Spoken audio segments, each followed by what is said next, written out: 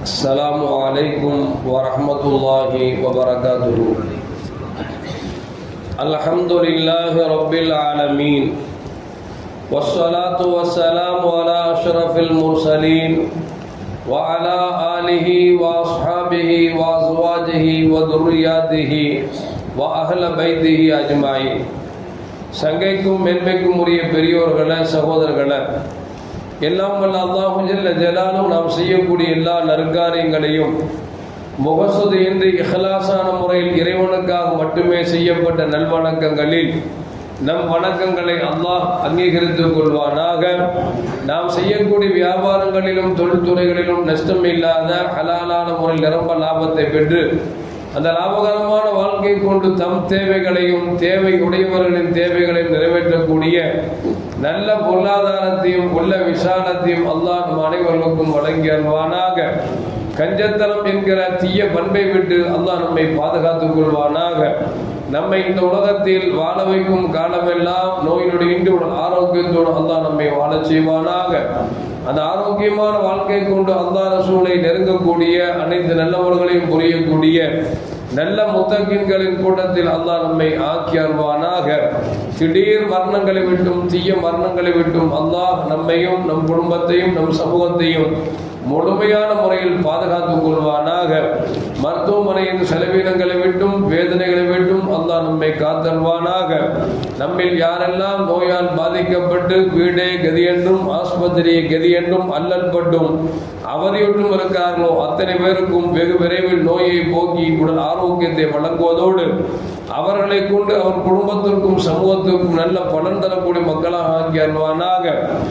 நாம் இந்த உலகத்தில் வாழ்ந்து வருகிற நேரத்தில் லா இலாஹ இல்லல்லாஹ் முஹம்மதுர் ரசூலுல்லாஹ் என்ற கலிமாவை மொழிந்து ஜன்னத்துல் ஃபிர்தௌஸை கண்ணால் கண்டு அகமகிழ்ந்து சிரித்தவனமா மரணிக்கக்கூடிய நல்பாக்கியம் பெற்ற மக்களில் அல்லாஹ் நம்மை ஆக்கி அருள்வானாக.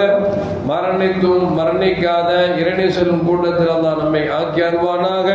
நாளை மறுமையிலே மாணவி முஹம்மது ரசூலுல்லாஹி ஸல்லல்லாஹு அலைஹி வஸல்லம் அவர்களின் திரு கரங்களால் ஹவுதுல் கௌசர் என்கிற தடாகத்தின் நீர் பருகி அன்னாரின் ஷஃபாத்தை பெற்று அன்னாரின் கரம் பிடித்து ஜன்னத்துல் ஃபிர்தௌஸ் என்ற உயர்ந்த சொர்க்கத்தில் அவர்களோடு அல்லாஹ் நம்மை சங்கமிக்க செய்வானாக. எல்லாவற்றுக்கும் மேலாக இறை அன்பை பெற்று இறைவனை பார்த்து பரவசம் அடையக்கூடிய அவருடைய லிகாவையும் ரிலாவையும் பெற்ற மக்களில் அல்லாஹ் நம்மை ஆக்கி அருள்வானாக. அருமையான மூமின்களை, 2025 வருடங்கள் முடிந்து 2026வது வருடத்தின் துவக்கத்தில் இருக்கிறோம். எல்லாம் வல்ல அல்லாஹு ஜல்ல ஜலாலுஹு எந்நாளையும் நன்னாளாக அல்லாஹ் ஆக்கி தந்தருவானாக. நாம் வாழும் காலமெல்லாம் அவனை மறவாமல் வணங்கக்கூடிய நல்பாக்கியத்தையும் அல்லாஹ் நம் அனைவருக்கும் தந்தருவானாக.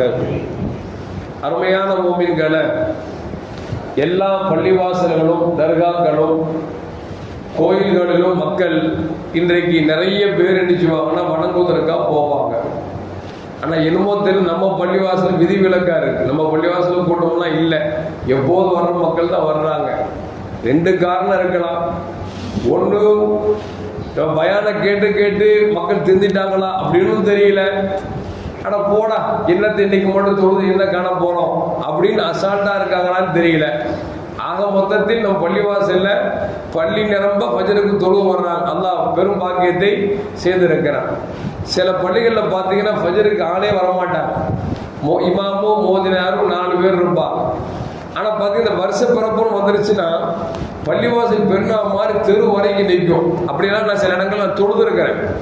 ஆனால் அல்லாஹ்வுடைய இங்கே அப்படி இல்லை. எல்லா நாட்களும் பெருநாட்கள் போன்றே ஃபஜருக்கு மக்கள் தொழு வருகிற காட்சியை பார்க்கிற பொழுது உண்மையில் அல்லாஹ் நமக்கு பெரிய பாக்கியம் செஞ்சிருக்கான் அப்படிங்கிற இந்த மாற்று கருத்தும் அல்ல.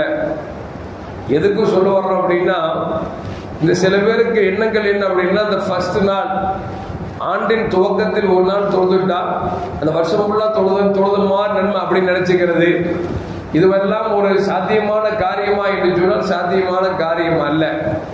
நம்ம என்னைக்கும் டெய்லியும் தொழுது இறைவனை வணங்கி நல்லறங்கள் செய்கிற பொழுது அது எல்லா நாட்களும் நல்ல நாட்களாக அமையுமே தவிர அந்த ஒரு நாள் தொழுதுட்டா நல்ல எல்லா நாட்களும் நல்ல நாட்களாக அமையும் என்பது நம் கரத்தில் அல்ல என்பதை விளங்கிக் கொள்ள வேண்டும். சமீபத்தில் ஒரு 15-20 நாளைக்கு முன்னால ஒரு நண்பரோட வாக்கிங் போயிட்டு இருந்தேன். அவர் போகும்போது சொன்னாரு, ஒரு கார் வாங்கணும் அப்படின்னு சொன்னாரு. இப்போ கூட இருக்கிற நண்பர் சொன்னாரு, இப்போ வாங்காதீங்க, ஏன்னா இந்த வருஷம் முடிய போகுது, முடிஞ்சிருச்சு அப்படின்னா அப்புறம் வாங்குங்க அப்படின்னாரு. இப்போ நான் கேட்டேன், என்னங்க 2025 வாங்கினா பீடையா, 2026 வாங்கினா ஏதாவது நல்லது நடக்க போதா அப்படின்னேன். இல்லை அதில் இந்த 15 நாளைக்கு முன்னால் வாங்கிட்டோம் அப்படின்னா இந்த வருஷங்கள் குறைய குறைய காருக்கு ரேட்டு கம்மியாகுமா. ஒவ்வொரு வருஷத்துக்கும் ஒவ்வொரு ரேட் இருக்குது. இப்போ நீங்கள் 2025 15 நாளைக்கு முன்னாடி வாங்கினீங்கன்னு வச்சுங்களேன், அது வந்து ஒரு வருஷத்துக்கு கணக்கு வரும். நீங்கள் 2026 வாங்கினீங்கன்னு வச்சுங்களேன், ஒரு 50,000 குறையும் அப்படின்னாரு. அப்போதான் விளங்க முடிஞ்சிச்சு, ஒரு காருக்கு ஒரு வருஷம் முடிகிற பொழுது அதற்கு மௌசும் மதிப்பும் குறைகிறது என்று சொன்னால், இப்போ நம்மளோட வாழ்க்கை நம்மளுடைய ஒரு வருஷம் குறையுது அப்படிங்கும் பொழுது நம்ம வாழ்க்கைக்கு மௌசு குறையுதுன்னு அர்த்தம். அப்போ அப்படிங்கும் பொழுது எப்படி கார் ஒரு வருடத்திற்கு தாண்டி வாங்குகிற பொழுது 50,000 ரூபாய் குறையுதோ, அந்த மாதிரி ஒரு வருஷம் நம்மளை விட்டு கடக்குகிற பொழுது நாம யோசிக்கணும், நம்மளுடைய வாழ்க்கையிலையும் நமக்கு மதிப்பும் மரியாதை குறையுது அப்படிங்கிறத நம்ம யோசிச்சு பார்க்கணும். இன்னும் சொல்ல போனால் அருமையான மூமின்களை, சில மக்கள் சொல்லுவாங்க 2025 நல்லா இருந்துச்சு, 2026 எப்படி இருக்குமோ, 2025 நல்லா இல்லை, 2026 நல்லா இருக்கணும் அப்படின்லாம் பேசிக்குவாங்க. செல்லதான் சொல்றாங்க, இறைவன் சொல்வதாக, லா தசுப்பு தகர், காலத்தை திட்டாதீர்கள். ஏனென்று சொன்னால் காலமே நானாக இருக்கிறேன் அப்படிங்கிறான். காலம் நானாக இருக்கிறேன்னா காலத்தை படைச்சது அல்லாஹ்வும் ஜல்ல ஜலாலுஹு. அதனால் காலத்தை திட்டி எந்த பிரயோஜனமும் இல்லை. நல்லது நடப்பதும் தீயது நடப்பதும் நம் கரத்தில் தான் இருக்கிறது தவிர, அதை விட்டு 2025 அப்படி இருந்துச்சு, 2026 இப்படி இருக்கணும், 2025 நல்லா இருந்துச்சு, 2026 நல்லா நாம் போயிருமா அப்படிங்கிறதுல நம்ம கரத்தில் இருக்கிறது தவிர, காலங்கள் எல்லா காலங்களும் ஒரே போன்றுதான் இருக்கிறது என்பது இந்த மாற்று கருத்தும் அல்ல. அருமையான அப்படி பார்க்கிற பொழுது காலம் பொன் போன்றது, கடமை கண் போன்றது என்று சொல்வார்கள். காலம் உண்மையிலே ஒவ்வொரு நிமிஷம் இருக்குது, அது பொன் போன்றதுதான். ஏனென்று சொன்னால் கடந்த ஒரு நிமிஷம் போயிடுச்சு வச்சுங்களேன், அந்த நிமிஷம் நமக்கு திரும்பி வராது. கடந்த ஒரு மணி நேரம், ஒரு நாள், ஒரு வருஷம் போனதான தவிர திரும்பி வராது. அதே நேரத்தில் போனதை பற்றி கவலைப்படாம இருக்கிற காலத்தில் நாளை என்பது நிச்சயம் அல்ல. அப்போ இன்றைக்கு இருக்கிறோம் அப்படின்னா இன்னைக்கு நம்மால என்ன நல்ல காரியங்கள் செய்ய முடியுமோ, நல்ல வணக்க வழிபாடுகள் செய்ய முடியுமோ அதை செய்துவிட்டு செல்ல வேண்டும் தவிர, நம்ம கடந்த காலத்தில் அப்படி இருந்துட்டேனே இப்படி இருந்துட்டேனே அப்படிங்கிற வருத்தப்படுறதை விட, இல்ல வருங்காலத்தில் அப்படி இருப்பேன் இப்படி இருப்பேன் அப்படின்னு நினைக்கிறதை விட, இருக்கிற காலத்தை நாம் பயன்படுத்திக் கொள்ளும் என்று சொன்னால் நாம் தான் அறிவாளி என்பதில் எந்த மாற்று கருத்தும் அல்ல. நபிகள் நாயகம் ஸல்லல்லாஹு அலைஹி வஸல்லம் சஹாபி கேட்டாங்க, யார சொல்லலாம், மனிதர்களில் ஆக சிறந்தவர் யார் அப்படின்னு கேட்டாங்க. ஸல்லல்லாஹு சொன்னாங்க, யாருக்கு நீண்ட ஆயுள் கொடுக்கப்பட்டு அந்த ஆயுளை சரியான முறையில் வணக்க வழிபாடுகளில் கழிக்கிறாரோ, நல்லறங்களை செய்து அவர்கள் வாழ்கிறாரோ அவர்தான் சிறந்த மனிதர் என்று பெருமானார் ஸல்லல்லாஹு சொன்னாங்க. அந்த சஹாபி கேட்டாங்க, யார சொல்லலாம், மனிதர்கள் ஆக கெட்டவர் யாருன்னு கேட்டாங்க.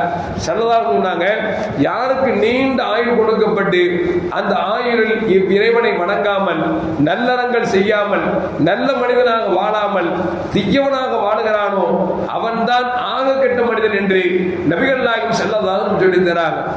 விளங்குங்க, 2025 நம்மோடு இருந்தவர்கள் எத்தனை பேர் நம்மோட இல்லையே. வயசானவங்களா இருந்தாலும் சரி, அது வயசு பசங்களாக இருந்தாலும் சரி, சிறு பிள்ளைகளாக இருந்தாலும் சரி, அவங்கெல்லாம் இல்லை. நாம இன்னைக்கு இருந்துட்டு இருக்கிறோம். அவங்களை விட நாம் நாட்களால் அதிகமாக இருக்கிறோம். இப்ப நாம நல்லவங்க, மரணித்து போனவர்களை விட நாம் நல்லவர்கள் என்று சொன்னால் அவர்களை விட மிச்சம் இருந்த நாள்ல நம்ம நல்லவர்கள் செஞ்சிருந்தா நாம் உண்மையிலே நல்லவர்கள் தான். இல்ல நமக்கு முன்னால் மறைஞ்சவங்க அவங்களை விட நாம் பாவம் செஞ்சுட்டே இருக்கோம் அப்படின்னு வச்சுங்களேன், நாட்கள் கொடுக்கப்பட்டும் அந்த நாட்களில் பாவத்தை புரிகிற பொழுது நாம் தான் கெட்டவர்கள் என்பதைத்தான் நபிகள் நாயகம் ஸல்லல்லாஹு சொல்லி தராங்க. இப்போ 2024 இருந்தவங்க, 2025 இருந்தவங்க பல பேர் மறந்து விட்டார். அல்லாஹ் 2026 நமக்கு கொடுத்திருக்கிறோம் அப்படின்னா நம்ம நல்லவனாக வாழ வேண்டும் என்பதைத்தான் எடுத்துக்கொள்ள வேண்டுமே தவிர எப்போது மாதிரி இருந்துக்கலாம் அப்படி இருந்துட்டோம் அப்படின்னா எந்த பிரயோஜனம் இல்லை. நபிகள் நாயகம் ஸல்லல்லாஹு அலைஹி வஸல்லம் காலத்தில் 2 சஹாபாக்கள் போர்க்களத்தில் கலந்து கொள்கிறார்கள். அந்த போர்க்களத்தில் எதிரின் வாழ்வீச்சின் காரணமாக ஒரு தோழர் அந்த நேரத்திலேயே வெட்டுப்பட்டு மௌத்தாகி விடுகிறார். இன்னா லில்லாஹி வ இன்னா இலைஹி ராஜிஊன். இன்னொரு தோழர் வெட்டுப்பட்டார். ஆனால் காலங்கள் கடந்து மரணித்தார். நபிகள் நாயகம் ஸல்லல்லாஹு அலைஹி வஸல்லம் வெட்டுப்பட்டு காலங்கள் கடந்து மரணிச்சார் பார்த்தீங்களா? அவர் மரணித்த பொழுது சஹாபாக்கள் ஓடி வர்றாங்க. யார சொல்லலாம், அந்த போர்க்களத்தில் மௌத்தானார்ல அவரோடு இப்ப போர்க்களத்தில் மௌத்தாகாமல் கொஞ்ச நாள் வாழ்ந்து மரணிக்கிறாரே, இப்ப மரணிச்சிட்டாரு. அவரை போர்க்களத்தில் மரணித்தவரோடு சேர்ந்திருப்பதற்கு சொர்க்கத்தில் சேர்ந்திருப்பது துஆ செய்யுங்கள் என்று சொன்ன பொழுது நபிகள் நாயகம் ஸல்லல்லாஹு சொன்னாங்க, அவரின் நன்மை எங்கே, இவரின் நன்மை எங்கே? அவர் போர்க்களத்தில் மரணித்தால் உயர்ந்த இடம் இருக்கிறது, ஷஹீத் அந்தஸ்து இருக்கிறது. ஆனால் மூத்தாயிட்டாரு. ஆனா அதுக்கு பிறகு ஒரு விஷயம் வாழ்ந்திருக்காருன்னா எத்தனை தடவை சுப்ஹானல்லாஹ் சொல்லியிருப்பார், எத்தனை தடவை அல்ஹம்துலில்லாஹ் சொல்லியிருப்பார், எத்தனை தடவை அல்லாஹ் அக்பர் சொல்லியிருப்பார், எவ்வளவு தொழுதிருப்பார், எவ்வளவு இறைவனை நினைத்திருப்பார், எவ்வளவு வேதனை அனுபவித்திருப்பார், ஏன் ஒரு ரம்ஜானை அனுபவித்திருப்பார். அப்படின்னா அவர் நன்மையை விட இவர் நன்மை அதிகமாகிவிட்டது. எனவே சொர்க்கத்தில் கூட போர்க்களத்தில் வெட்டுப்பட்டு மூத்தானாரே அவரை விட காலம் கடந்து மரணித்தாரே இவர் உயர் ரகமான சொர்க்கத்தில் இருக்கிறார் என்று நபிகள் நாயகம் ஸல்லல்லாஹு சொல்லி தராங்க. அப்படின்னா அருமையான மக்களே, நமக்கு முன்னால் வாழ்ந்தவர்கள் மரணித்து விட்டார் என்று சொன்னால் நம்ம இன்னைக்கு வாழ்ந்துட்டு இருக்கிறோம், அல்லாஹ்வை பத்தி பேசுறோம், ரசூலை பத்தி பேசுறோம், அல்லாஹ்வை வணங்குகிறோம், திக்ர் செய்கிறோம் என்று சொன்னால் நாம் கொடுப்பனைவாதிகள் என்பது இந்த மாற்று கருத்தும் அல்ல. ஆனால் கொடுப்பனைவாதி எப்படி இருக்கணும் அப்படின்னா, காலங்கள் எல்லாம் நாம் இருக்கும் காலம் எல்லாம் நம்ம வாழ்ற காலத்துல இதுதான் கடைசி சனப்பொழுது வாழ்ந்து கொண்டிருக்கிறேன் அப்படிங்கிற எண்ணத்தோடு நாம் வாழ்கிற பொழுது நம்முடைய வணக்க வழிபாடுகளில் உயிரோட்டங்கள் வந்துவிடும், நம்முடைய வணக்க வழிபாடுகளில் இஹ்லாஸ் வந்துவிடும். அப்படி நாம் இருக்கும் காலமெல்லாம் இறைவனை நினைத்து இறைவனை இணங்கி வாழ்ந்தோம் என்று சொன்னால், இறைவனை நெருங்கி வாழ்ந்தோம் என்று சொன்னால், எல்லா வணக்க வழிபாடுகளையும் பெருமானார் ஸல்லல்லாஹு எப்படி நமக்கு வாழ்க்கை கற்றுத் தந்தார்களோ அப்படி வாழ்ந்தோம் என்று சொன்னால் நிச்சயம் நம்ம எல்லாம் மிகப்பெரிய உயர்ந்த சொர்க்கத்திற்கு தகுதி உள்ளவர் என்பதில் எந்த மாற்று கருத்தும் அல்ல. காலையில் ஒரு ஹதீஸ் படிச்சேன். கண்மணி நாயகம் ஸல்லல்லாஹு சொன்னாங்க, ஒரு காலம் வரும் பிள்ளைகளை வளர்ப்பதை விட நாயை வளர்ப்பதை சிறந்ததாக நினைப்பார்கள். ஏன் அந்த அளவுக்கு இன்னைக்கு குடும்பங்கள் ரொம்ப மோசமா போயிட்டு இருக்கு. ஒரு காலத்தில் அம்மா அப்பா கஷ்டப்பட்டாங்க அப்படின்னா அந்த குழந்தைங்க அதை பார்த்துட்டு தானா உதவி செய்யக்கூடிய மனப்பக்குவம் இருந்தது. இன்னைக்கு அப்பா அம்மா சொல்றாங்க, டேய் கால் வலிக்குடா, என்னால போக முடியலடா, நீ போ அப்படின்னா அது சொல்றாங்க, கால் வலிச்ச எனக்கு என்ன, நீ போற போ, இல்ல போகாட்ட போ அப்படிங்கிற அளவுக்கு போயிருச்சு. எந்த அளவுக்கு அப்படின்னா வாப்பா கீழே விழுந்து கிடப்பாரு, ஆஸ்பத்திரி ஆம்புலன்ஸ் தூக்கிட்டு போயிட்டு இருப்பாங்க, அதையும் பாப்பா இவன் இன்னொரு பொண்ணோட போயிட்டு இருப்பான். ஏன்னா வாப்பா செத்து போனாலும் பரவாயில்லை, இவனோட சுகம் எனக்கு வேணும்னு நினைக்கக்கூடிய அளவிற்கு போயிடுச்சு. ஆனா இன்னைக்கு உண்மையிலே பிள்ளையை பெற்றவர்கள் பெரும்பாலான என்ன நினைக்கிறோம் அப்படின்னா, ஏண்டா இத்தனை பிள்ளையை பெற்றுக்கிட்டோம் அப்படின்னு நினைக்கக்கூடிய அளவுக்கு தான் இந்த பிள்ளை செல்வங்கள் இன்றைக்கு மோசமாக போய் கொண்டிருக்கிறார் என்று சொன்னால், காலம் மோசமான காலம் அல்ல, காலம் நல்ல காலம் தான். நல்ல காலத்தில் நாம் பிள்ளைகளுக்கு சரியான முறையில் போதனை பண்ணாதன் காரணமாக, நாம் சிறந்து வாழாதன் காரணமாக, நாம் பெற்றெடுத்த பிள்ளைகள் இனிமேல் நமக்கு கை கொடுப்பார்கள் என்பது நிச்சயம் இல்லை என்பதால் நாம் வளர்க்குகிற பொழுது அந்த குழந்தைகளை சரியான முறையில் வளர்க்க வேண்டும். காரணம் சொன்னால் சமீபத்தில் பார்த்தோமா இல்லையா, திருத்தணியில ஒரு பையனை கூட்டு போய் 4 பேரு அருவாவால வெட்டுற காட்சி பார்த்தோம்னா பகீர் ஆயிடுச்சு. கத்தியை வச்சு காதுல கிழிக்கிறான், ரத்தம் வடி சொல்றான், மாப்பிள்ள விட்டுடா ரத்தம் வருதா அப்படிங்கிறான். அவன் விடமாட்டேன்னு சொல்லி கத்தியை வச்சு மானா வாரியா வெட்டுறான். வயசு பசங்க வயசுன்னு பார்த்தா 17 வயசு 18 வயசு 19 வயசு பசங்க இன்னைக்கு கத்தியோடு உலாவக்கூடிய அளவிற்கு போய்விட்டார்கள். மண்டையெல்லாம் பார்த்தீங்களே, அல்லாஹ் அக்பர், இந்த பெயிண்ட் அடிச்ச பிரசிய கழுவி போட்டா இருக்கும் அந்த மாதிரி மண்டை. அந்த மண்டை தான் நீ நம்ம பிள்ளைங்க வச்சுட்டு அடையலாம். தாய் தகவலும் பார்த்து சந்தோஷப்படுறான். எனக்கு கண்டிக்க முடியல, சொல்ல முடியல, சொன்னா கேட்கவும் மாட்டேங்கிறான். ஆனா பார்த்து நம்ம பிள்ளைங்களை பார்த்தா முஸ்லிமான்னு தெரியல, அந்த அளவுக்கு மண்டைகளும் அவருடைய காதுகள் கடுக்கான்களும் கைகள் காப்புகளும் போட்டிருக்கிற பொழுது இவன் முஸ்லீம் தானா, முஸ்லீம் தான் பிறந்தானா அப்படிங்கிற அளவுக்கு ரொம்ப கேவலமாக போகக்கூடிய ஒரு சூழ்நிலைக்கு தள்ளப்பட்டிருக்கிறோம். எல்லாம் வல்ல அல்லாஹ் ஜல்லஜலாலுஹு எல்லா காலங்களிலும் நல்ல காலங்களாகவும் அந்த நல்ல காலத்தில் நல்லவர்களாக வாழக்கூடிய நன்மக்களாக நம்மையும் நம் குடும்பத்தையும் நம்முடைய பிச்சைகளும் அல்லாஹ் ஆக்கி அருள்வானாக. அஸ்ஸலாமு அலைக்கும் வரஹ்மத்துல்லாஹி வபரகாத்துஹு. ஸல்லல்லாஹு அலா முஹம்மத் ஸல்லல்லாஹு அலைஹி வஸல்லம். ஸல்லல்லாஹு அலா முஹம்மத் ஸல்லல்லாஹு அலைஹி வஸல்லம். ஸல்லல்லாஹு அலா முஹம்மத் யா ரப்பி ஸல்லி